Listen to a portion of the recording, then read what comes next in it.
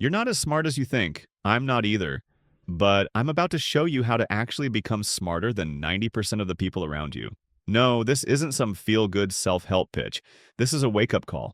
Because right now, your brain is probably working against you. You're not lazy. You're just stuck in a mental trap. A trap that most people live their entire lives in and never even notice. It's called cognitive bias.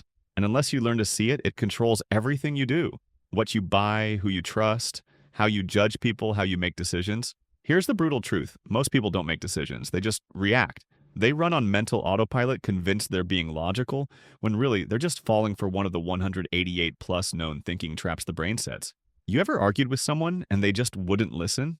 Yeah, that's probably bias, but you know what's worse? You do the same thing. I do too.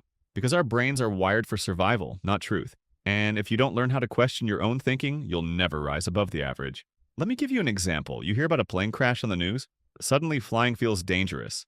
That's the availability heuristic. Your brain assumes something is likely just because it's memorable, but statistically, you're still way more likely to die slipping in the shower. Do you panic every time you shower? Didn't think so. That's how bias works. It feels like truth, but it's not. So what do you do about it? Let's talk tools. One habit, just one, can give you an edge over most people.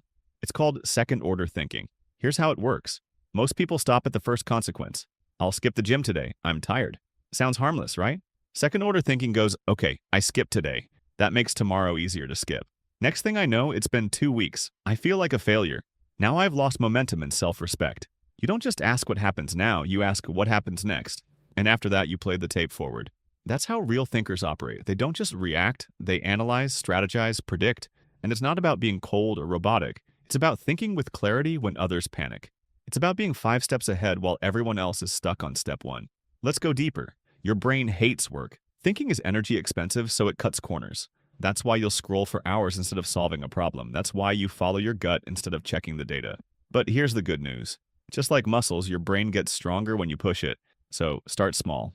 Before making a decision, pause. Ask yourself, what's the opposite of what I believe right now? Try to argue against your own opinion. Feels weird, right? That's the point.